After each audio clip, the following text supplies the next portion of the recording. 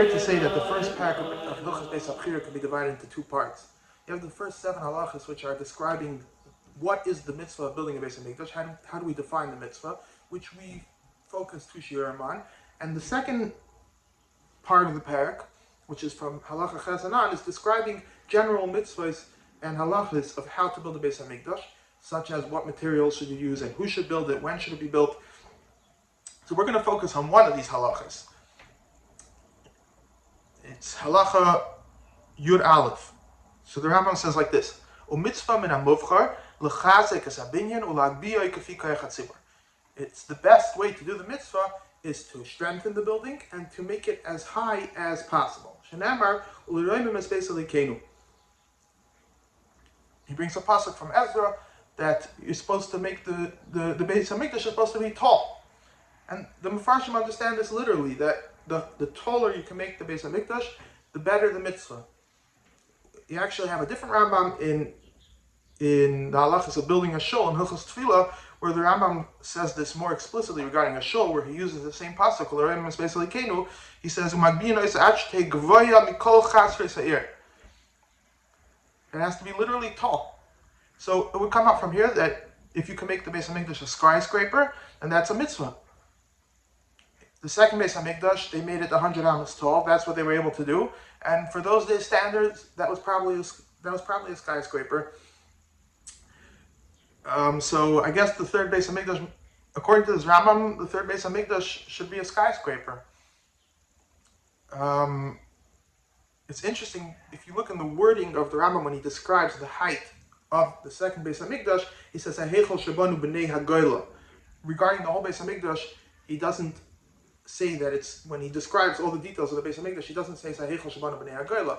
So there could be other reasons for this, but maybe you can say that the Rambam is saying shebanu b'nei hagoyla because this is the way they built it. They built it 100 amos tall, but it could have been taller. And if these days technology, 100 amos is not considered an extremely tall building, so if we can build a Beis Hamikdash taller, then we probably should. Now this is an interesting thing, because in general, when it comes to building the Beis Hamikdash, there's a din of hakol b'chsav miyad Hashem alai hiskil, that every detail of the Beis Hamikdash has to be according to a navi.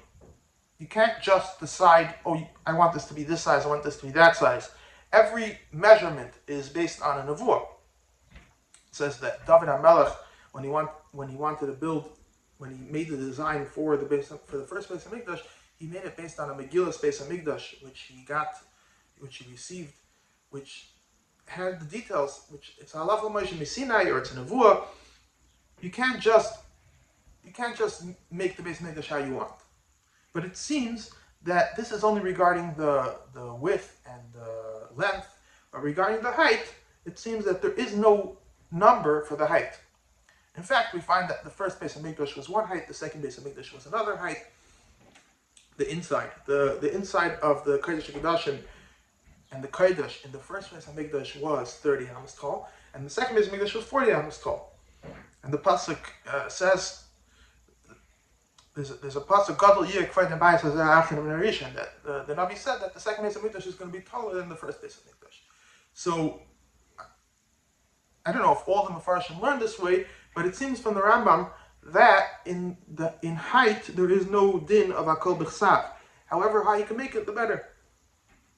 It's interesting that regarding the height of the walls of the Beis Hamikdash, although there's in Maseches Midas there is so much description of every detail of the measurement of the Beis Hamikdash, regarding the height of the walls of the Hazara, it says just kol haksalim shayu sham hayu gvayim. They were high. It doesn't give a measurement. How high were they? There is no source in Torah for the height of the walls of the Hazara or the Har HaBayis. There is this Mishnah, Kol HaKsalim Shayu Sham Hayu Gvayim, is quoted in Maseches Yuma, and in Maseches Yuma there are Rishonim that have a girsa, Hayu Gvayim Yoiser Me'arba'im Amma. They were higher than 40 amos. So over there you have somewhat of a number, that it was higher than 40 amos, but even there, it doesn't say how much higher than 40 amos it was. Now there is room to say based on Yosifus that it was 41 amos. So it could be that more than 40 means 41. But even if that, the fact that the Mishnah doesn't say it shows that there is no. It could be understood that there is no halacha how high the walls of the Beis Hamikdash are supposed to be, which would point to the same point that we're trying to make, that the height of the Beis Hamikdash is as high as you can make it. Now, it would be interesting to bring over here, there's a very interesting Rabbeinu Shmaya. Rabbeinu Shmaya is, I think, the first Pirush written on Maseches Midas, who was a Talmud of Rashi, and he has a very interesting take on the height of the Ulam. And I'm going to say before I say this, that this is not the general approach the way most Mefarshim learn this. Most Mefarshim understand, and the Rambam included, as we just quoted, that the height of the Ulam in the second Beis Hamikdash was 100 amas. And that's the simple reading of the Mishnah. But there's a Rabbeinu Shmaya which seems to be saying that the height of the Ulam was a lot taller than 100 amas. And he says this, he says, in the first Beis Hamikdash, the Ulam was 120 amas tall. So it seems a little funny that the second Beis Hamikdash, which was supposed to be taller, the Ulam was actually shorter. Now the Kodesh and the Kodesh HaKodashim in the first Beis Hamikdash were shorter than the Ulam. At least the first floor, it could be there were more floors, but the first floor of the Kodesh and the Kodesh HaKodashim were 30 amas tall. And the Ulam was 120. But still, why in the second Beis Hamikdash was the Ulam only 100, not 120? So now there's in general there's a discussion about the Ulam. The Ulam in the first Beis Hamikdash was 20 amas wide. In the second Beis Hamikdash, the Mishnah does not say how wide the Ulam was. However, it says that the Ulam, together with the Beis HaChalifos, was 100 amas wide. Now, the Beis HaChalifos simply was the 15 amas which the Ulam stuck out on the sides of. This is not according to the Rambam, but according to the way most Mefarshim learn, the Beis HaChalifos was the 15 amas which the Ulam stuck out on the two sides. The rest, the Kodesh and the Kodesh HaKodashim, the whole building was 70 amas wide, and the Beis HaChalifos stuck out another 15 amas. So you have 15 amas on each side, which is 30 amas altogether, and then you have 20 amas of the Ulam. So you have 30 plus 20 is 50. So you took care of 50 out of those 100 amas. What are you going to do with the other 50 amas? What is that space? So you have different Mefarshim have different views. Maybe in the second Beis Hamikdash, the simple way of understanding is that in the second Beis Hamikdash, the Ulam was much wider than 20 amas. But Rabbeinu Shmaya understands that the Ulam was the same width in the second Beis Hamikdash as it was in the first Beis Hamikdash. It was 20 amas. So what is all that extra space between the Ulam and the Beis HaChalifos? So Rabbeinu Shmaya says, very simple, that was a very thick wall. It was a 25 amma thick wall.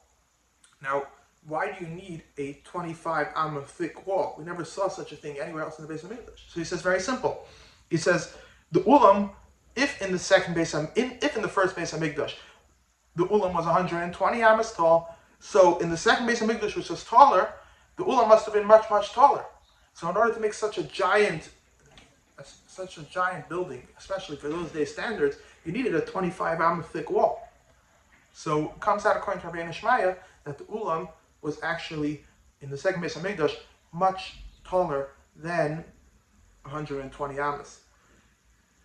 Now, again, Rabbeinu Shmaya is not the typical way of understanding this Mishnah, but we can definitely think about the third Beis Hamikdash being much, much taller.